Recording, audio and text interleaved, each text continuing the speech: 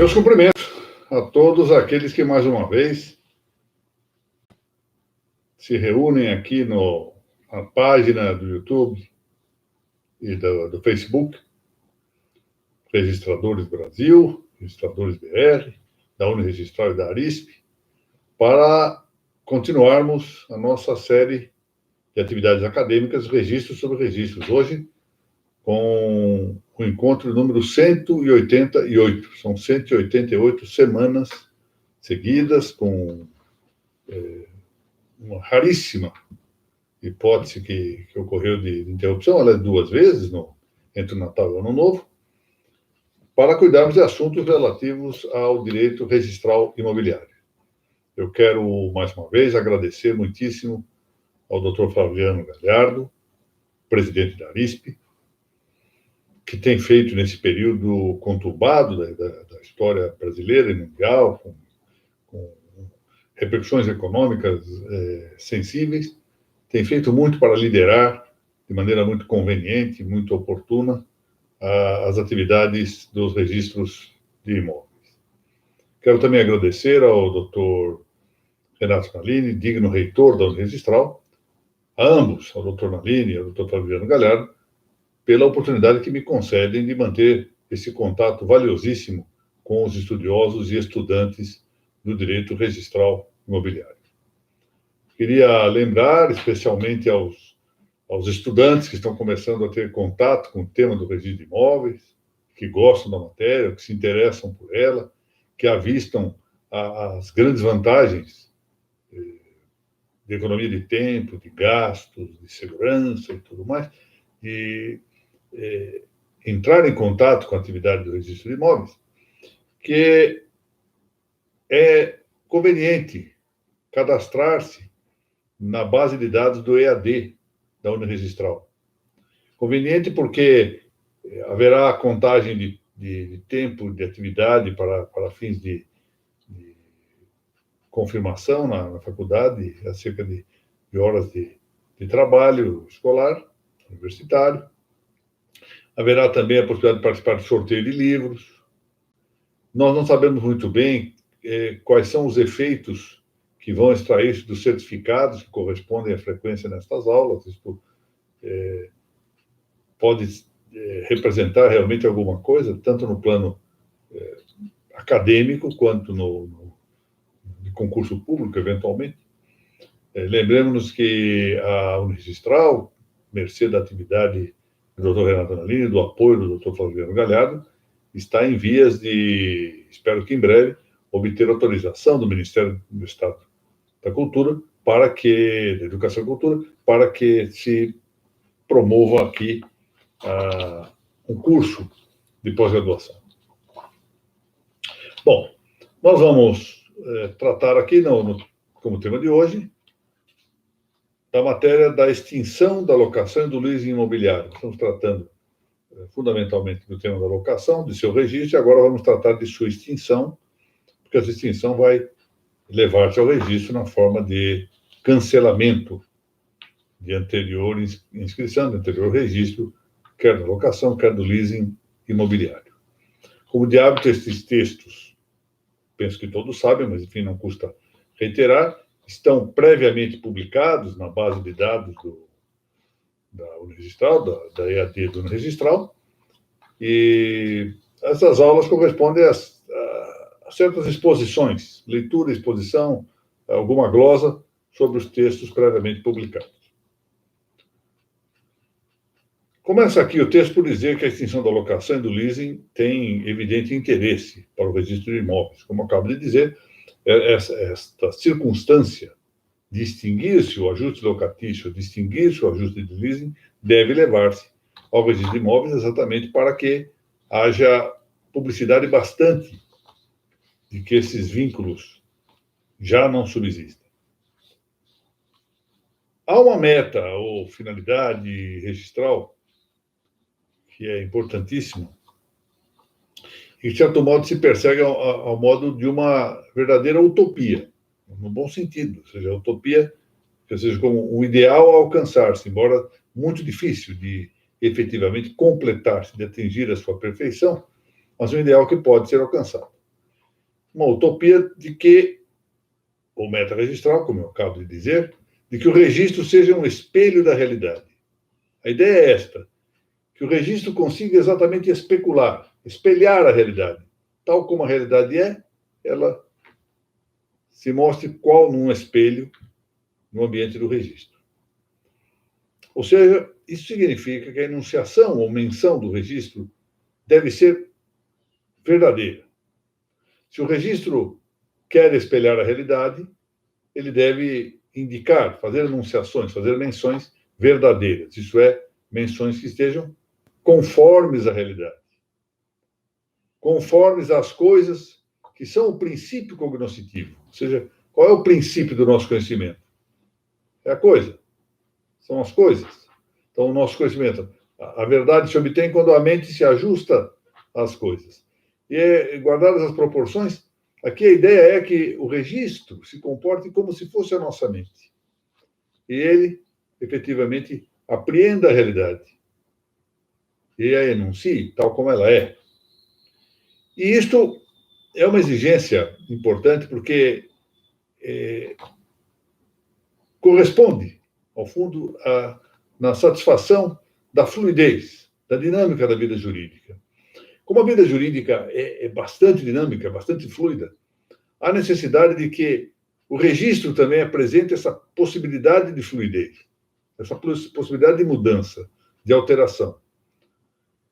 E, pois, existe a necessidade, aqui, poderíamos dizer que tensiva, para o atendimento a essa fluidez, de que também se atenda à conveniência da estabilidade do registro.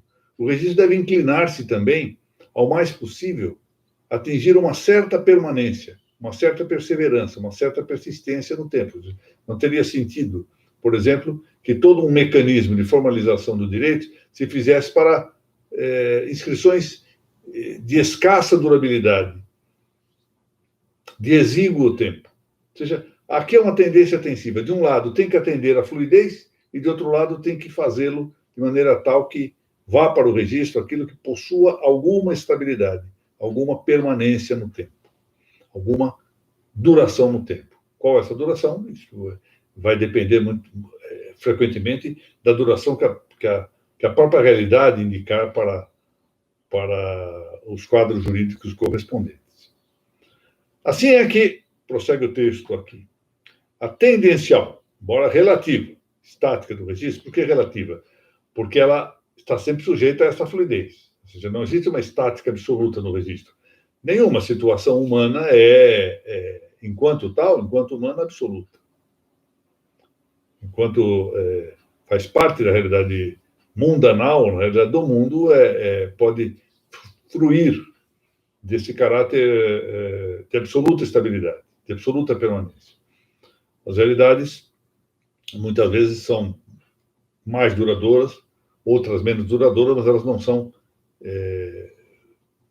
neste nosso mundo, realidades de duração infinita, que pudesse nos levar à ideia de uma estabilidade absoluta. A esse propósito, pensemos, por exemplo, nos grandes impérios. Por exemplo, o Império Romano, o Império Babilônico, o Império Macedônico, o Império Grego. E vamos ver, então, que esses impérios são limitados no tempo, são relativos no seu tempo. Ou seja, por mais que se estendam, haverá um momento em que eles acabam extinguindo-se, acabam esses impérios dividindo-se, e assim é a história que nos mostra que não há, neste mundo, uma realidade absolutamente estável. Sequer no tempo, veja, sequer permanente no tempo. Imaginemos ainda estável em outras das suas qualidades, em outras de suas configurações.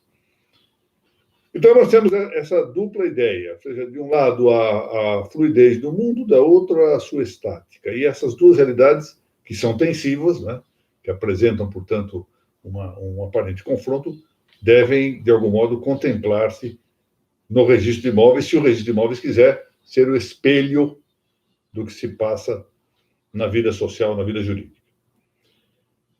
E diz aqui o texto. Com efeito, o registro tende à referência publicitária de um status definido, ou seja, de um Estado.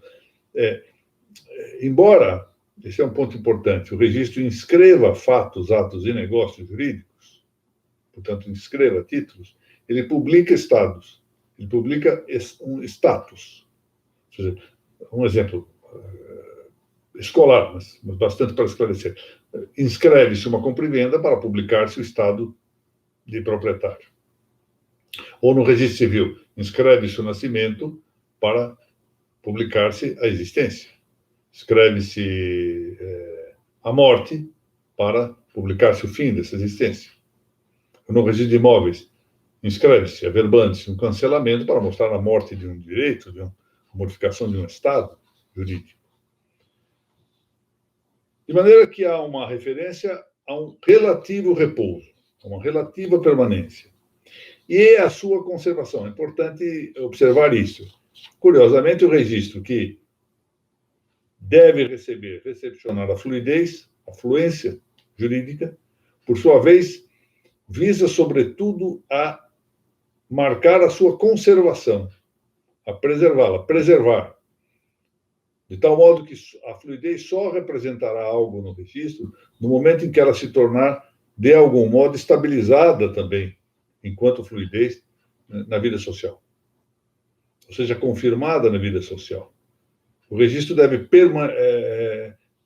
de maneira persistente, buscar a segurança de quem se encontra protegido, custodiado dentro do registro. Isso é, a conservação de um estado jurídico que ali se encontra. Enquanto não houver uma modificação do que se encontra inscrito, o registro permanece com seu vigor. Note-se, no caso brasileiro, vai a ponto de que a legitimação registral persevera ainda diante da circunstância de um título ter sido anulado ou ter sido desfeito de outro modo, e enquanto não for cancelado o registro. Isso aí é a prova dessa tendência de conservação que se assina ao registro.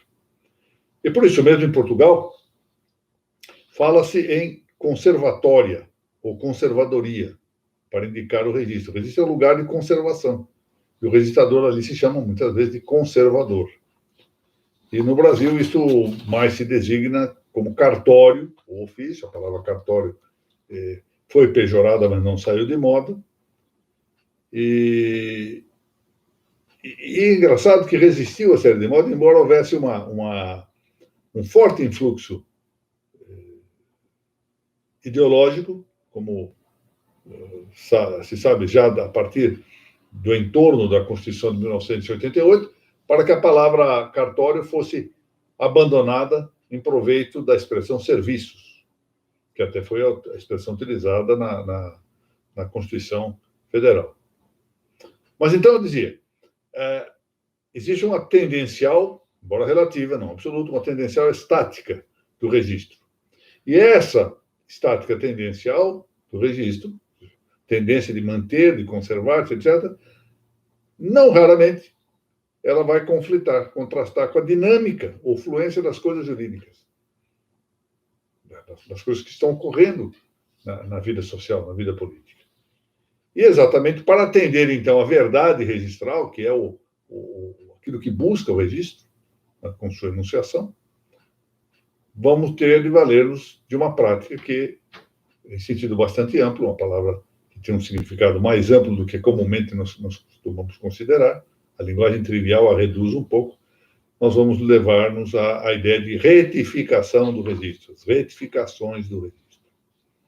Ora, esse vocábulo português retificação resulta de um substantivo latino, cujo nominativo é retificatio, e o genitivo retificationis, nominativo retificatio, singular, onis, ou seja, final onis, é indicativo de terceira declinação, e tem seu sentido de ser, ou mais ordinariamente, tornar reto. Algo que seja reto está retificado. Quase aqui como dizer, está retilíneo, ou é retilíneo. Mas mais comum é a expressão de tornar reto, ou seja, algo que não era reto e que se tornou reto. Por exemplo, traçar uma linha reta. Construir um ângulo reto. E essa ideia expande-se para abranger a retidão moral e a retidão intelectual. Então, nós podemos pensar em alguém que seja reto intelectual, ou então que seja reto moral. O reto intelectual é alguém que tem a inteligência, ou por hábito, ou menos por disposição, em determinados quadros, reto, ou seja, conformado à boa lógica e conformado à realidade das coisas. Ou então tem uma retidão moral, fala-se das pessoas honestas, pessoas que possuem as virtudes morais. E é no ambiente da retidão moral, sobretudo, que se inclui a ideia de retidão jurídica, uma vez que o direito tem como ciência subalternante, ou como saber subalternante, exatamente a moral. Esse grande orador e jurista, e de algum modo, podemos dizê-lo também, filósofo, influído do estoicismo romano, que foi Cícero, usa a expressão retificatio como algo correspondente a de equânime, ou de acordo com a equidade, equus, ou justus, o justo, ou ainda rectus judici, ou seja, juízo reto.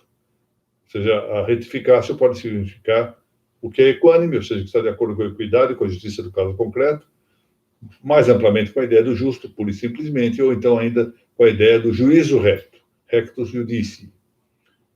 Fortellini, que foi um grande dicionarista do latim, reporta o verbete rectitas aos termos justiça, equitas e veritas, ou seja, a ideia de retidão, rectitas, está ligada tanto à ideia de justiça e equidade, no plano moral, quanto à ideia de veritas, no plano intelectual.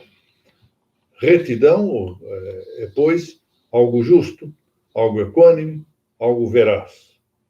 Daí que se vê ser a retificação tanto principalmente moral, quanto principalmente intelectual. Ao fundo, a ideia é esta: a retidão moral e a retidão intelectual. E isto se apanha para o plano jurídico com muita exatidão. Dessa maneira, as retificações de registro sempre são resultantes ou tributárias dessas duas características, a moral e a intelectual.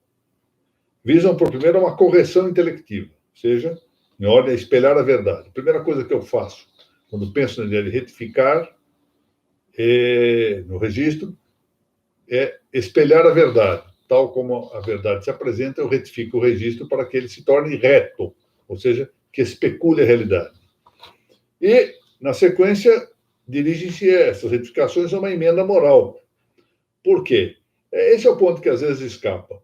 Quando se retifica o registro para ele atender à realidade das coisas, o enunciado especule a realidade, nós estamos, na verdade, realizando também o justo secundum res, ou seja, de acordo com a conformidade das coisas.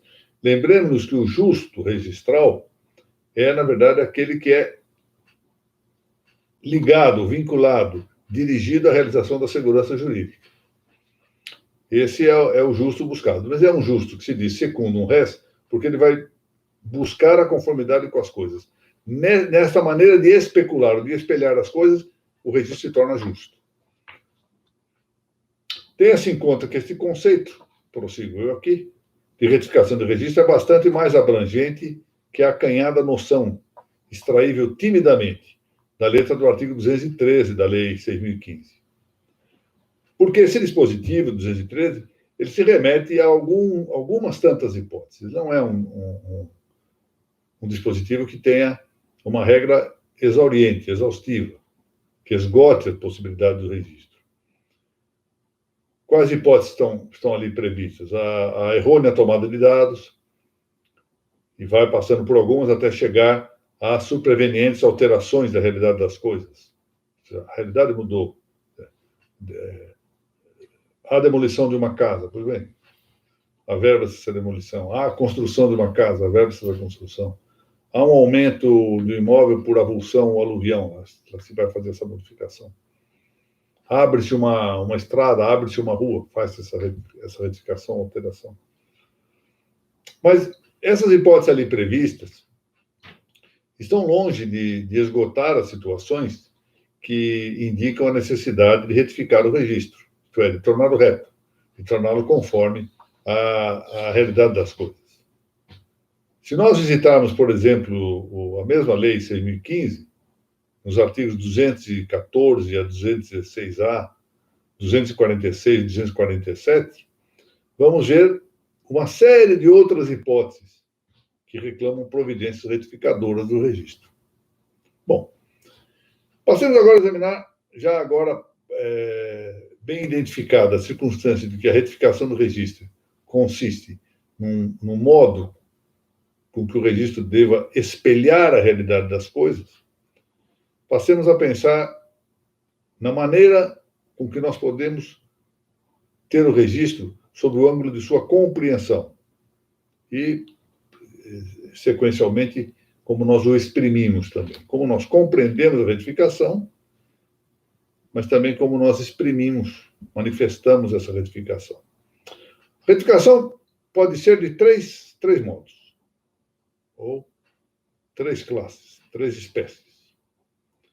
Pode ser positiva, pode ser negativa, ou pode ser mista. No nosso caso aqui, nós vamos, sobretudo, considerar as retificações negativas. A positiva é que acrescenta um dado. Então, imaginemos ali o Dr. Zé Renato Nalini tem lançado o registro de um imóvel de que seja proprietário, apenas o nome Renato Nalini. Por um equívoco, ficou faltando o nome José.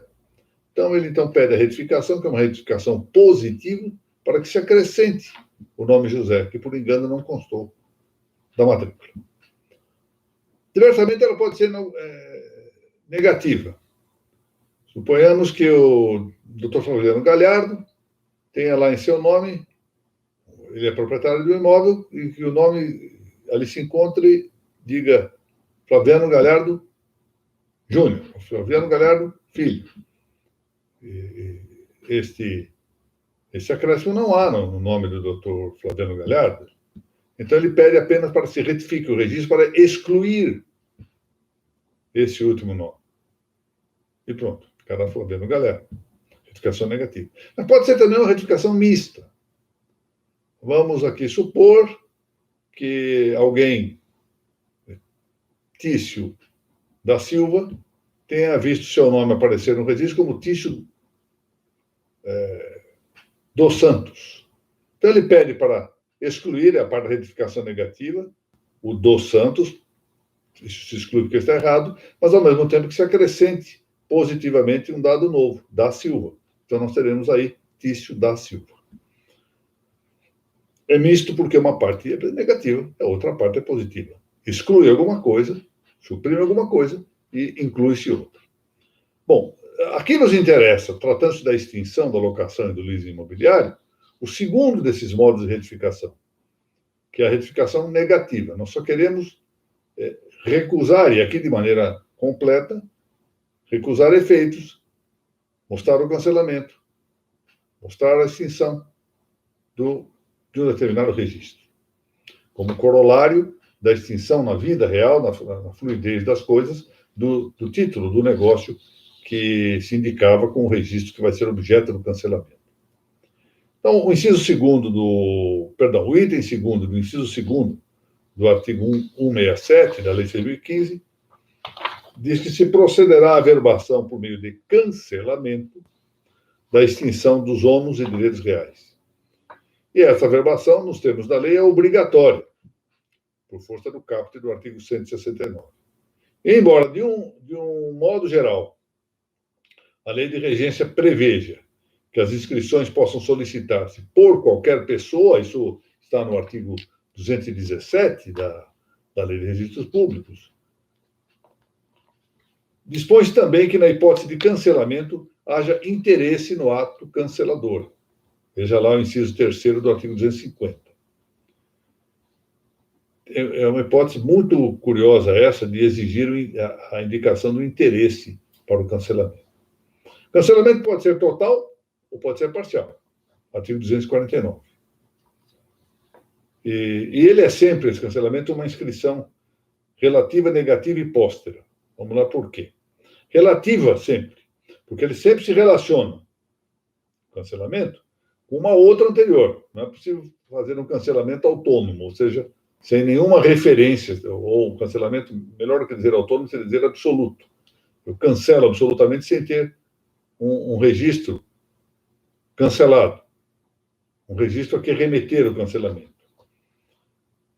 Registro ou averbação, não importa, uma inscrição anterior. Negativo, porque a inscrição é cancelada. Isso vai nos levar a um problema que vamos ver em outra ocasião, que é o chamado cancelamento do cancelamento. Ou seja, quando se cancela o cancelamento, o que acontece com o registro primigênio, se há ou não um efeito repristinatório. Isso é outra história que teria que ser vista. E, finalmente, esse registro, que é precedente, pode ser tanto negativo, que nos leva normalmente à figura desse cancelamento simples, ou, como eu acabo de dizer, o cancelamento ser de um outro acento negativo, que é o tal cancelamento do cancelamento. Figura muito problemática em seus efeitos. Ora, o verbo cancelar é derivado de um verbo latino, verbo cancello, de primeira declinação, infinitivo é cancellare, e esse verbo significa, num primeiro sentido, por grades.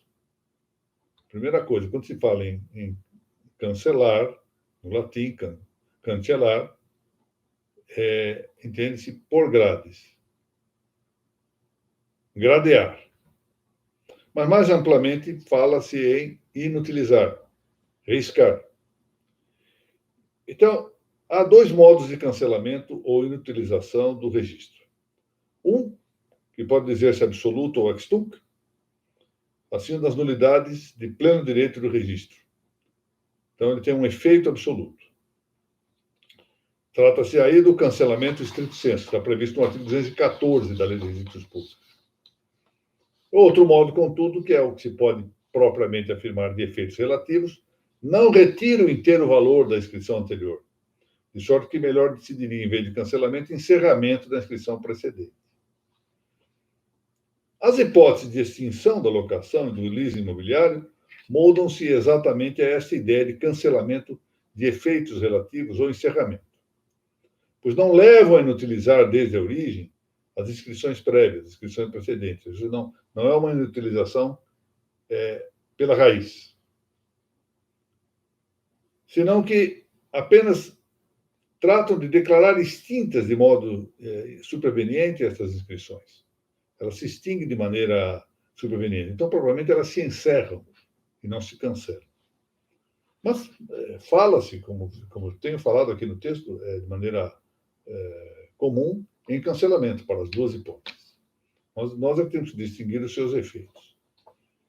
Extingue-se a locação imobiliária, agora tratando especificamente, depois dessa introdução, sobre o tema da locação e do leasing, além dos casos de nulidade ou anulabilidade do próprio ajuste locatício, menciono aqui as hipóteses dos artigos 104, 166, 168, 171 e 173 do Código Civil Brasileiro, com os seguintes fatos, com os seguintes títulos, que eu vou mencionar aqui, seguindo os passos desses dois grandes autores contemporâneos, a minha estimada amiga Rosa Maria Neri e Nelson Neri. Primeiro, consumação do prazo do contrato. Se o contrato tem seu prazo consumado, ele se extingue, portanto, é hipótese de encerramento ou cancelamento. A resilição do ajuste pelo inquilino. Estou mencionando aqui, em todos os casos, as fontes normativas, as fontes legais para justificar esses títulos que levam à extinção da locação. A denúncia do contrato pelo locador. Sua denúncia pelo inquilino. Alienação do imóvel objeto, ressalvada a previsão contratual de vigência, desde que haja averbação no registro imobiliário.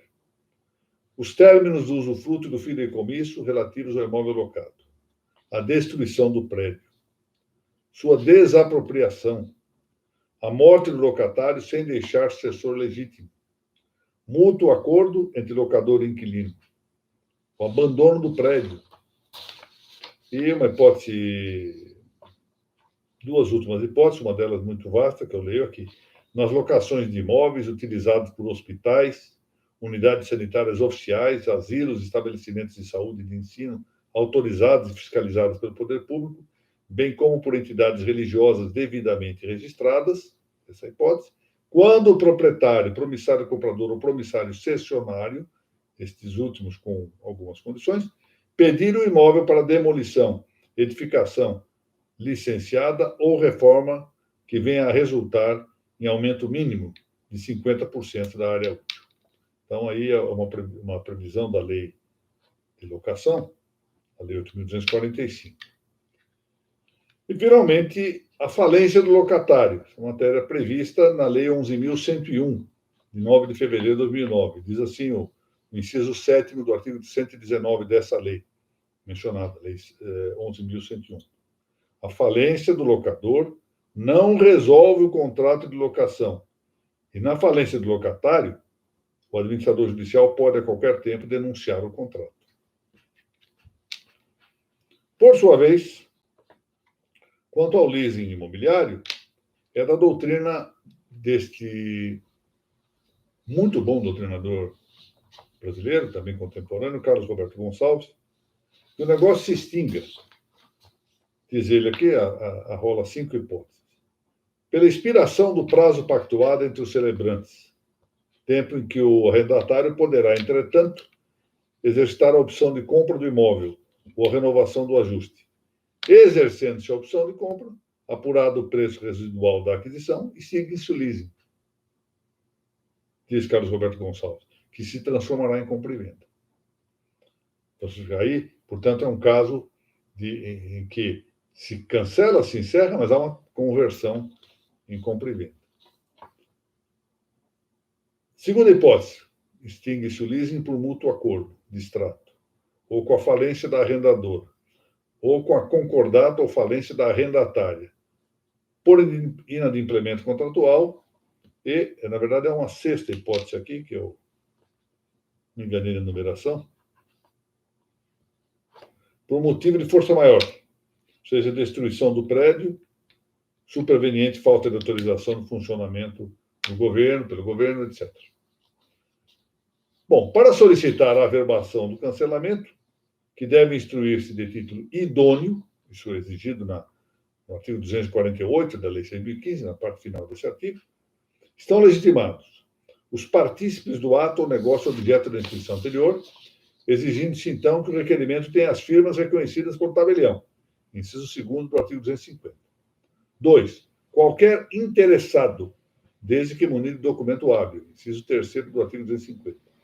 Terceiro, a fazenda pública, numa hipótese bastante estreita, cujo requerimento deve ser, aqui eu leio o inciso 4º do artigo 250 da Lei de Registros Públicos. O requerimento deve ser, aspas, instruído com certidão de conclusão do processo administrativo que declarou, na forma da lei, a rescisão do título de domínio ou de concessão de direito real de uso de imóvel rural, expedido para fins de regularização fundiária e a reversão do imóvel ao patrimônio público. Uma hipótese muito, muito estrita. Bom, deve ainda acrescentar-se que a normativa de regência aqui no Brasil prevê que também possa averbar-se o cancelamento de que estamos tratando em cumprimento de decisão transitada em julgado. Mas essa exigência de trânsito em julgado, reiterada no artigo 259 da mesma lei, que diz que o cancelamento não pode ser feito em virtude de sentença sujeita ainda a recurso, ela tem um complicador a que nós já nos referimos, nos casos em que esse cancelamento seja determinado por meio de uma decisão interlocutória. Isso às vezes pode ocorrer Por que razão? Porque é muito difícil certificar o trânsito julgado de decisão interlocutória, dado o sistema de agravos de processamento do agravo que rege que hoje submete o processo civil brasileiro. Porque antigamente o agravo era manejado perante o juízo que proferira a decisão interlocutória, incidental. Era lá que se formava o instrumento. Uma dessas mudanças do Código de Processo Civil, ainda anterior, de 73, fez com que o agravo fosse manejado diretamente no tribunal. Então já não é possível, é muito difícil isso. O tribunal como São Paulo pode dizer que seja pouco menos do que de todo impossível certificar trânsito julgado. Um tribunal pequeno pode, eventualmente, se tiver um bom recurso informático, um bom arquivo, pode ainda tratar de certificar a ausência de agravo. Mas no Tribunal Constitucional de São Paulo é muito complexa esta ideia. Eu, quando estive na presidência da Ação de Direito Público, pensei em fazer isso, controlar pelo número do processo, para saber se havia agravo ou não, mas a dificuldade era imensa. Talvez, com a adoção de um processo inteiramente eletrônico, isso se torne um pouco menos complexo. Mas, por enquanto, nós teríamos que ver também quem expediria essa certidão do trânsito julgado. Curioso que, algumas vezes, o trânsito julgado dessas decisões, mais propriamente, isso se fala com a palavra preclusão. A preclusão tem sido certificada quanto às decisões interlocutórias pelos cartórios de origem, quando, na verdade, o escrivão do cartório de origem não tem condições de saber se há ou não agravo no tribunal. Ele teria que ser certificado pelo tribunal. O tribunal tem, posso falar por São Paulo, grande dificuldade em estabelecer esse sistema. Muito bem. E com isso nós terminamos aqui a exposição do registro sobre o registro número 188, que trata da extinção da locação, tratou da extinção da locação e da extinção do leasing imobiliário. Eu quero agradecer mais uma vez a Arispe, na pessoa do seu presidente, Dr. Floriano Galhardo, que, volto a dizer, tendo um trabalho imenso para ajudar um pouco a economia a manter-se nos trilhos durante essa época muito difícil que estamos passando. Quero agradecer também ao Dr. José Renato Malini, reitor da Unirregistral, cumprimentar e agradecer o esforço do todo o serviço técnico e administrativo da Unirregistral, que tem se dedicado imensamente, com muita simpatia, para, nesses momentos difíceis, melhorar o quanto possível essa evidente escassez de recursos, por exemplo, que eu me cerco para as aulas. Isso não dá nem para comparar com aquele esquema maravilhoso dos estúdios da Unirregistral, né?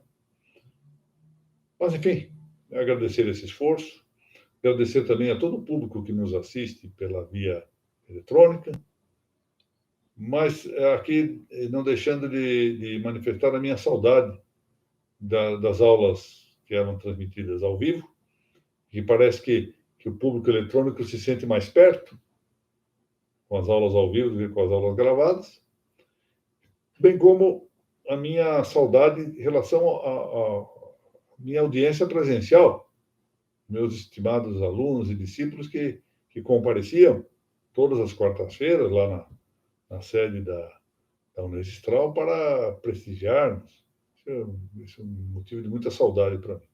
Mas, em todo caso, esperemos que logo essa situação se resolva.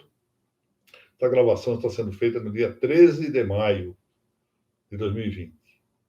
E eu hoje lia pela manhã que a Guarda Nacional Portuguesa, com 3.500 soldados, cercava a cidade de Fátima, desde os seus acessos.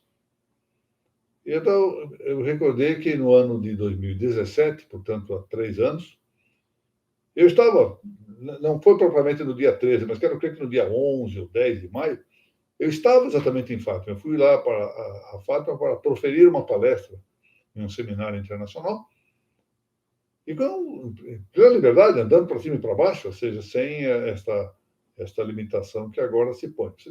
É isso que eu comecei a dizer no início da aula. As situações humanas são muito fluidas, são frequentemente mutáveis, portanto, nós temos que nos preparar para tudo isso. E o registro está dando provas, nesse momento, de uma adaptação muito adequada para situações emergentes, como essas que estão aí a ocorrer. E são essas instituições extrajudiciais de grande valor, efetivamente, para o bem comum nacional.